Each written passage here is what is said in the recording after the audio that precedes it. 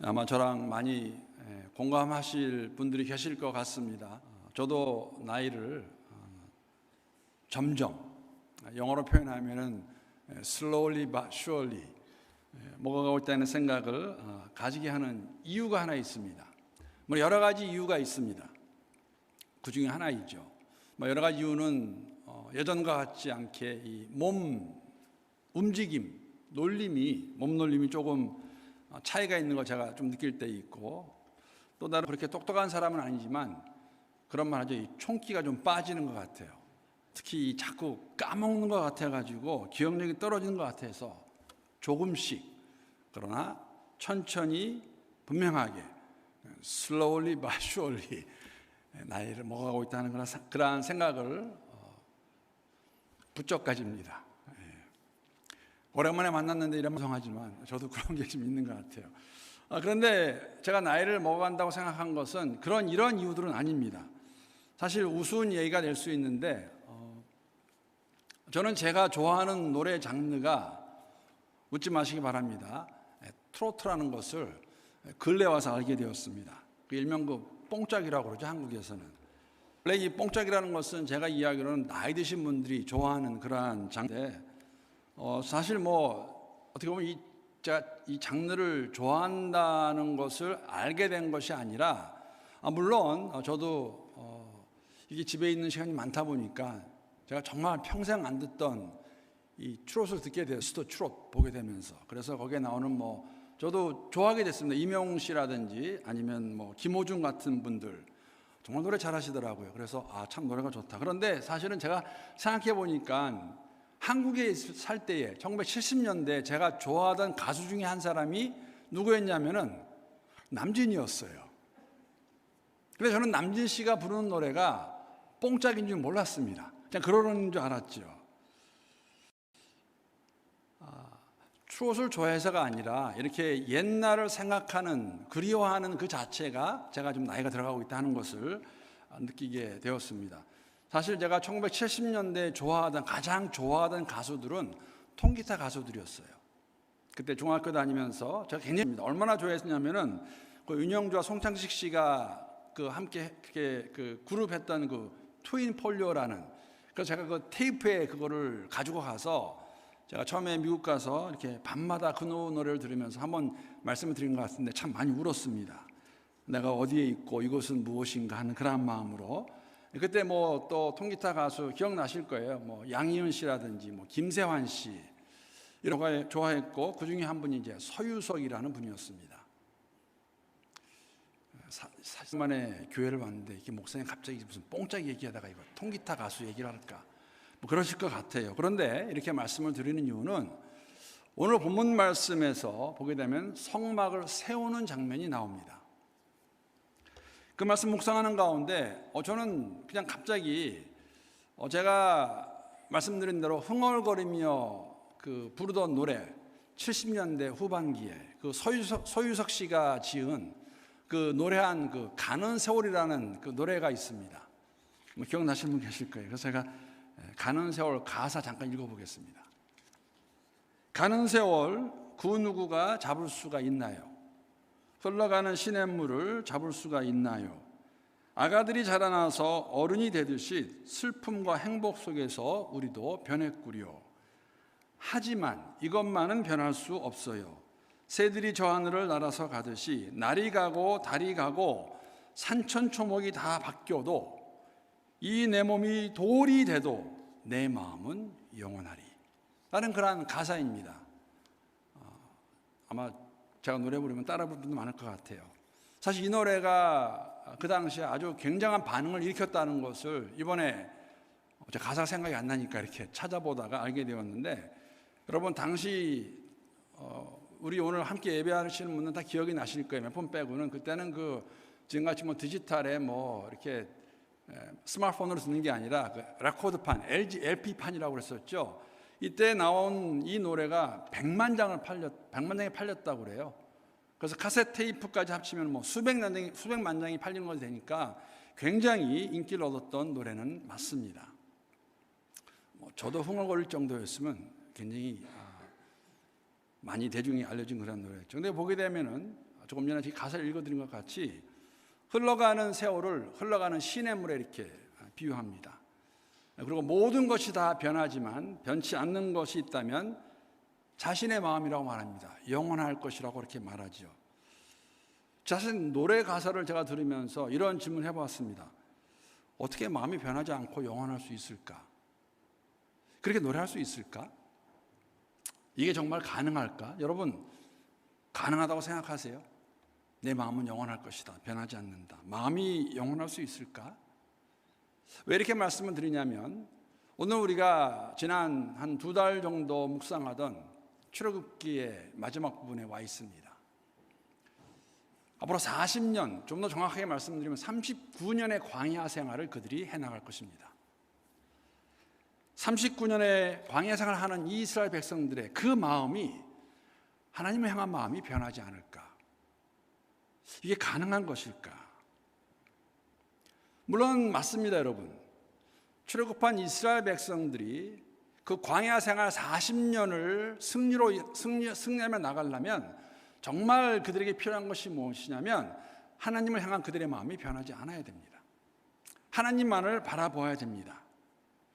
40년 광야 생활 가운데에서 여러분 애굽에 살던 것과 똑같이 날이 가고 달이 가는 일상을 그들이 맞이할 것입니다.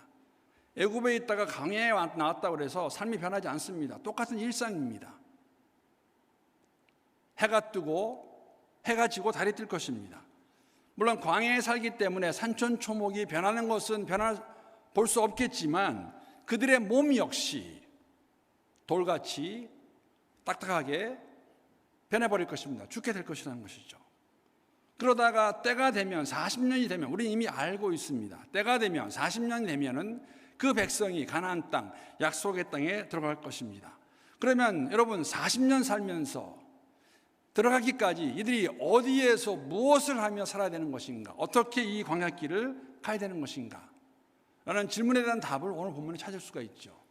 오늘 본문 36절, 30절 말씀 보게 되면 이들이 40년 동안 광야에서 어디에 머물며 무엇하고 살아야 될까를 말씀해 주십니다. 오늘 36, 37절 말씀 세 번역으로 한번 저와 함께 올려놨으니까 한번 읽어보도록 하겠습니다.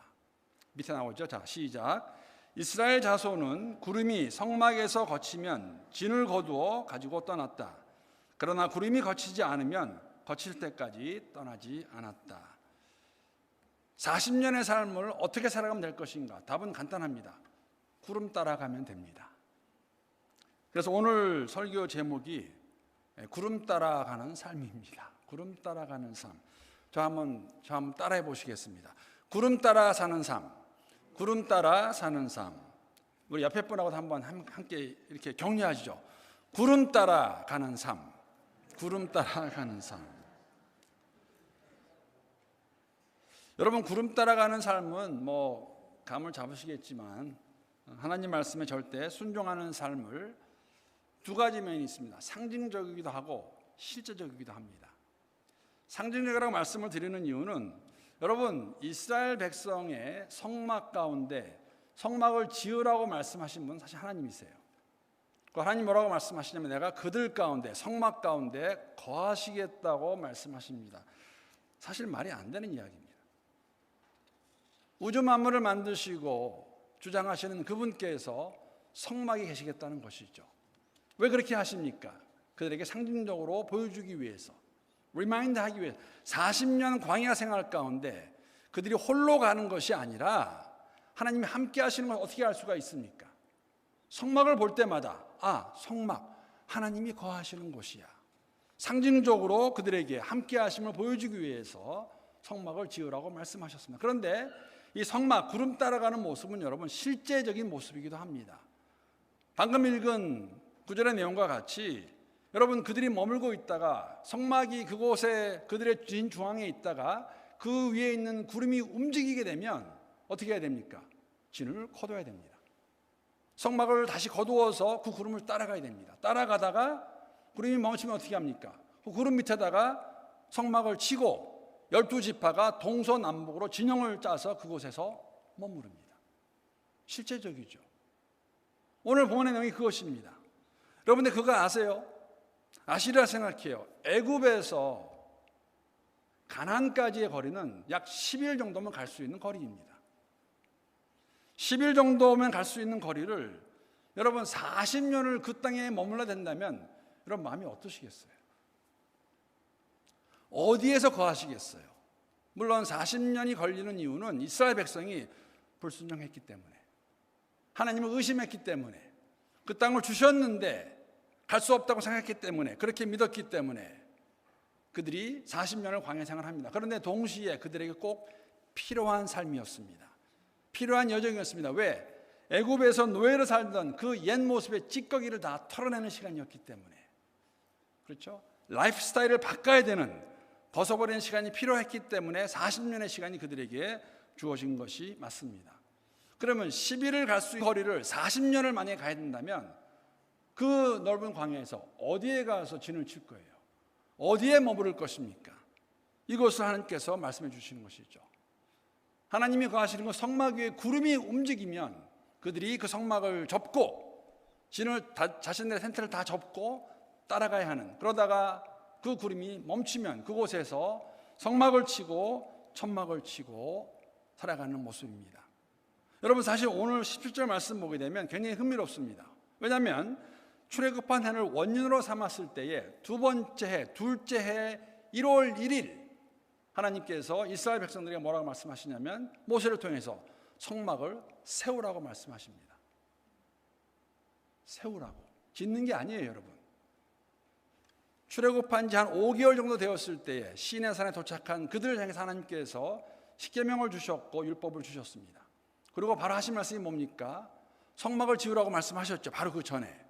그래서 한 약 6개월 정도 이스라엘 백성의 성막을 만들었습니다. 그 만든 성막을 이제는 세우라고 말씀하십니다. 성막을 세우는 것의 의미는 무엇이냐면 이 광야 생활에서 절대적인 역할, 그들이 전적으로 의지해야 될 것이 뭐냐면 성막이라는 것을 보여주는 것입니다. 확인해 주시는 것이죠. 정말 막막하고 척박한 그 광야 생활 가운데서 굉장히 힘들 거예요. 오직 힘들었으면 그들이 본인들이 그런 말 하지 않습니까? 우리가 아예 애굽에서 죽었다면 좋았을 텐데 왜 광야로 끌고 나와서 이 고생을 사사하게 하느냐라고 말하지 않았습니까? 그 척박하고 망망한 그 광야 생활 어떻게 40년을 견딜 수 있을까? 어떻게 견디겠습니까? 어떻게 살아갈 수 있겠습니까? 그 힘든 어려운 광야길을 어떻게 갈 수 있겠습니까? 성막 따라서 구름 따라 가게 됐을 때 그 삶을 승리로 약속의 땅까지 갈 수 있을 것을 저희들에게 말씀해 주십니다. 오늘 교독한 말씀 그 중간 부분 제가 읽지 않았어요. 너무 길어가지고. 그러니까 40장 18절부터 33절까지 내용을 보게 되면 하나님께서 명령하신 성막을 말씀대로 지시한 대로 지은 그 성막을 다시 세우는 과정에서 성막에 대해 다시 한번 말씀해 주십니다. 사실 여러분 이 말씀을 잘 보게 되면 어떠한 구절이 강조가 되냐면 이렇게 말씀하고 있어요. 모든 것이 하나님 모세에게 명령하신 대로 되었더라라고 반복해 나옵니다. 7번, 8번 나와요. 똑같은 말이. 모든 것이 하나님이 모세에게 명령하신 대로 되었더라. 간단하게 설명하고 있지만 여러분 출애굽기 함께 묵상하시면서 보셨을 거예요. 사실 이 성막을 짓는 과정, 특히 성막의 전체적인 도면, 그리고 그 안에 들어가는 핵심 비품들, 여러분 기억나실지 모르겠어요. 지성소 안에 무엇이 들어가는가? 언약궤, 법궤가 들어가 있었죠. 그 외에 속죄소가 있었고, 성소 안에 무엇이 있었습니까? 떡상이 있었고, 등잔대가 있었고, 분향단이 있었습니다. 성막들에 뭐가 있습니까? 물두멍이 있고 번제단이 있었습니다. 뜰을 쳤고 뜰로 들어가는 휘장을 쳤습니다. 이것을 자세하게 말씀하시는데 적어도 3번 이상 말씀하세요. 출애굽기 말씀 보게 되면. 그리고 오늘 본문에서 다시 한번 이렇게 말씀하십니다.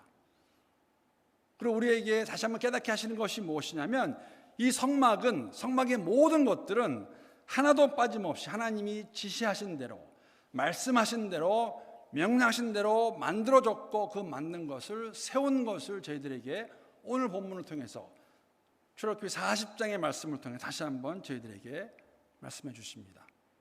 만약에 성막을 지을 때 이스라엘 공동체가 하나님 명령하신 대로 짓지 않았다면 이렇게 말할 수 없었겠죠. 만약에 하나님이 세우신 두 전문인이 있었죠. 부살렐과 그리고 오홀리아가 있었습니다. 기구를 만드는 가운데, 비품 만드는 가운데, 제사장의 예복을 만드는 가운데, 이건 내가 보니까 내 지식에 의하면, 내 경험에 의하면 이렇게 만드는 것이 더 좋을 텐데 라고 하면서 그걸 수정했다라면 더 이상 성막은 하나님이 거하시는 곳이 될 수가 없습니다.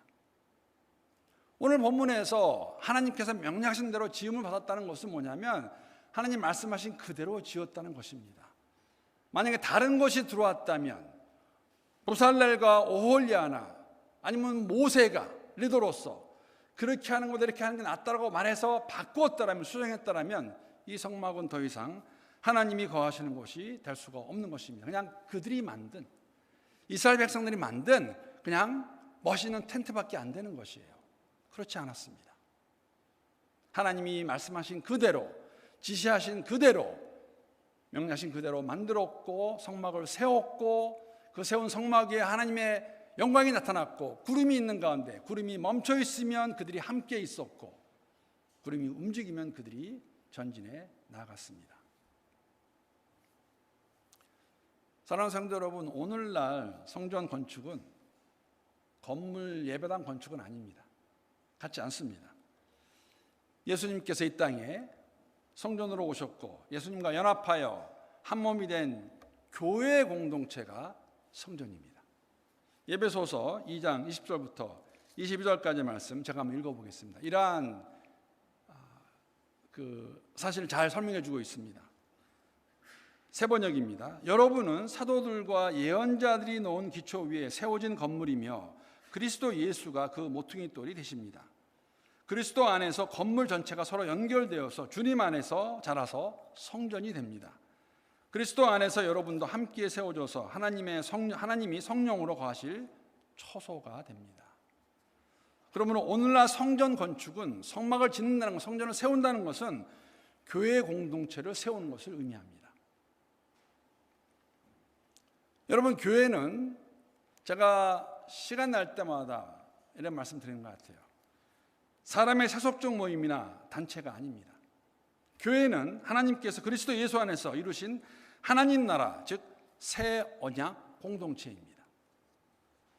공동체 지체들을 세우는 것이 성막을 세우는 것이죠. 오늘 신약을 살아가는 저희들에게는. 그러므로 새 언약 공동체인 교회가 가장 기억해야 될 그러한 중요한 원리가 있다면 하나님 말씀에 순종하는 것입니다. 여러분, 성막 위에 있는 그 구름이 움직일 때 따라 움직이는 것은 하나님의 말씀 순종하는 모습입니다. 사실 성막 자체가 그런 거였죠. 여러분, 성막에서 성전 뜰을 포함해서 가장 거룩한 장소가 어디입니까? 지성소예요. 지성소는 대제사장이 1년에 한 번 들어갈 수 있는 그런 곳이었습니다. 지성소 안에 무엇이 있습니까? 아무것도 없어요. 무엇이 있습니까? 법궤밖에 없어요. 법궤 안에 있는 것이 무엇입니까? 가장 중요한 것이 무엇입니까? 십계명입니다. 십계명이 무엇을 의미합니까? 십계명 하나님의 말씀이에요. 모세를 시내산으로 부르셔서 하나님이 가장 먼저 주신 것이 무엇입니까? 십계명, 율법, 하나님 말씀이라는 것이죠. 성막은 그렇기 때문에 그 언약을 증거하는 장소, 가장 거룩한 그 지성소 안에다가 법궤를 모셔놓고 하나님이 함께 하심을 그들이 깨닫는 가운데, 보고 느끼는 가운데 이스라엘이 성막 공동체가 되어서 구름이 움직일 때는, 움직이는 이유는 하나님의 말씀에 순종해서 움직이는 모습을 보여주었고, 그것이 섰을 때는 그곳에서 다시 정착하고 있었던 그 모습을 우리에게 보여주고 있습니다. 동일하게 적용이 되죠. 여러분, 교회 공동체에게, 멜번 한인교회에게 여러분과 저희의 삶에서 가장 중요한 것이 무엇입니까? 건물? 아니죠. 하나님의 말씀이 우리를 온전히 주장하시는 것, 그 말씀이 우리를 다스리시는 것. 그럼 우리가 해야 될 일은 순종하는 것이죠. 구름 따라가는 삶입니다. 하나님의 말씀이 우리 성도의 삶과 교회 공동체의 중심을 기억하고 말씀에 순종하는 삶, 구름 따라가는 삶, 그러한 삶을 함께 잘 살아갈 수 있기를 주님의 이름으로 축복합니다. 여러분 아멘이십니까? 옆에 있는 분들하고 한번 이렇게 한번 인사하겠습니다. 말씀에 순종하며 삽시다. 말씀에 순종하며 삽시다. 말씀에 순종하는 삶, 구름 따라가는 삶입니다. 이러한 삶을 살아갈 때에 이스라엘 백성들이 본 것이 무엇입니까? 하나님의 영광입니다. 오늘 본문 말씀 보게 되면 34절, 35절 말씀, 하나님이 그 성막을 세우라고 말씀하셨어요. 하나님이 말씀하신 대로, 명령하신 대로 그 성막을 만들어서 세웠습니다. 그랬을 때 34절 말씀, 구름이 회막에 덮이고 여호와의 영광이 성막에 충만하며 모세가 회막에 들어갈 수가 없었으니 이는 구름이 회막에 덮이고 여호와의 영광이 성막에 충만함이었으며, 모세조차 그 성막 안에 들어갈 수 없었던 이유는 하나님의 영광이 그곳에 임했기 때문입니다. 모든 백성이 다 볼 수가 있었습니다.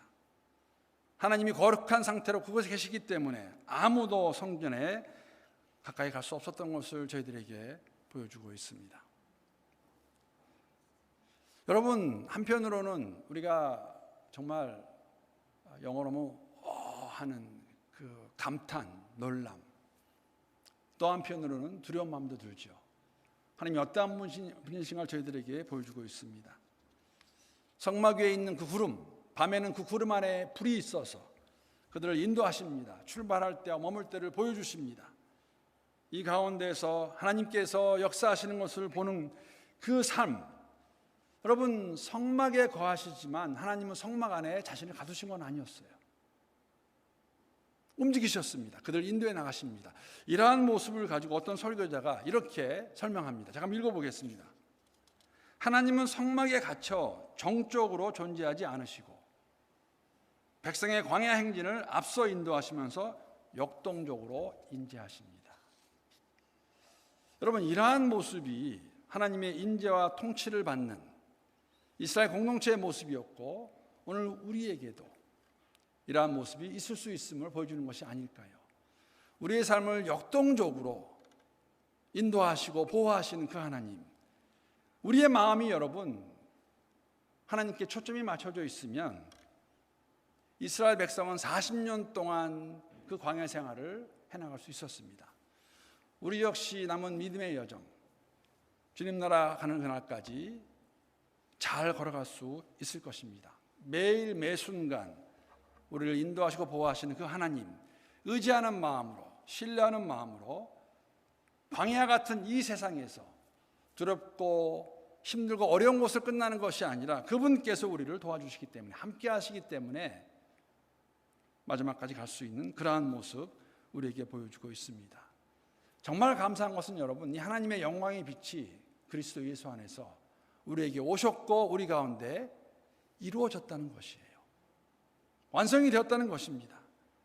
예수님의 성육신은 바로 이 하늘의 성소가 이 땅에 성전이 된 사건입니다. 요한복음 1장 14절 말씀입니다.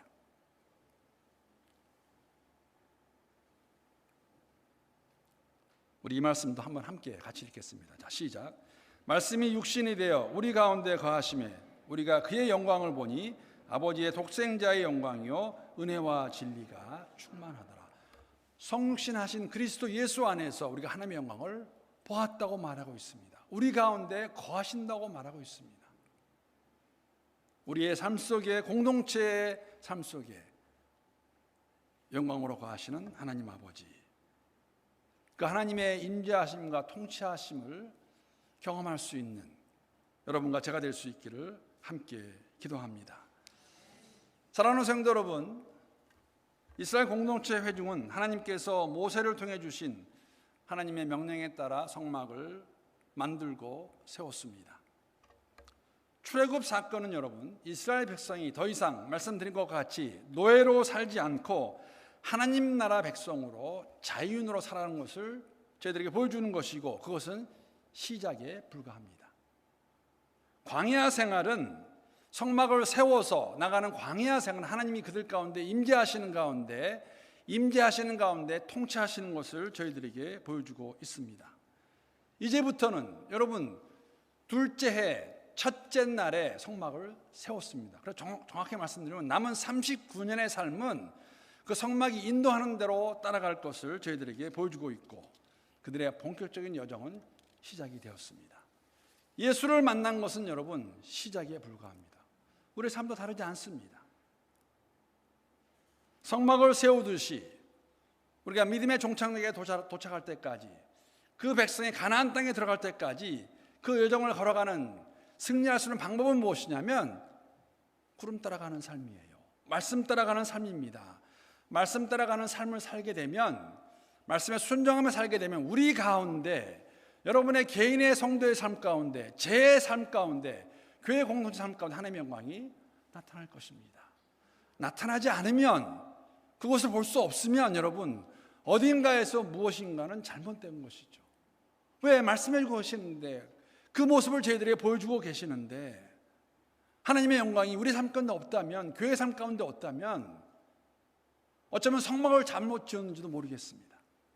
하나님 말씀하신 대로 안 지었는지도 모르겠습니다. 그래서 오늘 말씀이 주는 도전은 무엇이냐면 우리는 그 말씀 안에 거하는 가운데 말씀이 인도하시는 대로 순종하며 살아가고 있는 것인가.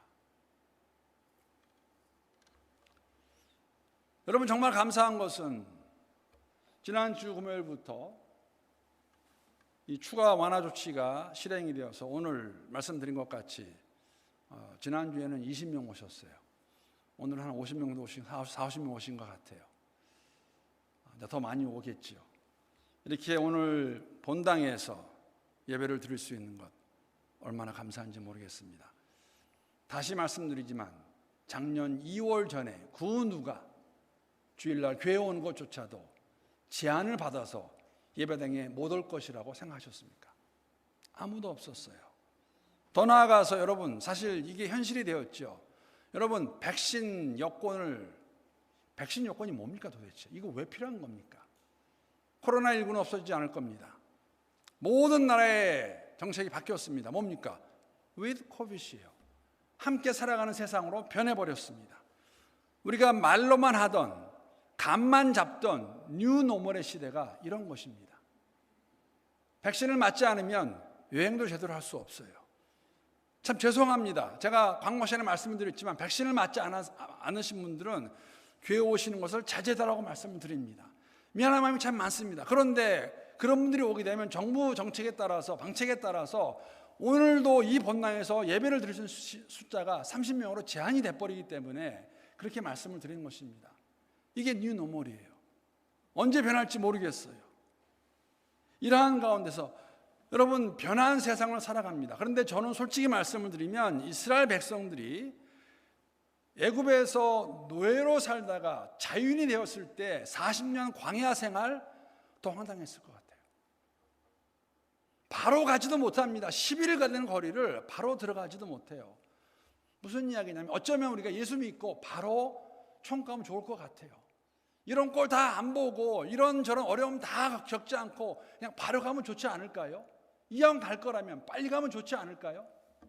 근데 그렇지 않아요. 40년 광야 생활을 그들이 해야 됐습니다. 어떻게 할 수 있을까? 구름 따라가는 삶이에요. 하나님이 함께 동행하시면서 그들을 인도하시고 그들을 붙잡아 주십니다. 변해버린 뉴노멀의 시대에서 어려운 상황을 맞이했지만 저는 기도하며 바라는 것은 그러기에 더욱더 하나님의 은혜를 경험하며 주님을 더욱더 신뢰하는 우리 여정이 될 수 있기를 기도합니다. 구름 따라가는 가운데 하나님이 그들에게 보여주셨던 그 역사를 여러분과 저의 삶 속에서도 우리 교회의 삶 속에서도 경험할 수 있기를 함께 기도합니다. 이러한 복된 삶, 복된 여정 함께 걸어가는 우리 모두가 될 수 있기를 주님의 이름으로 축복합니다.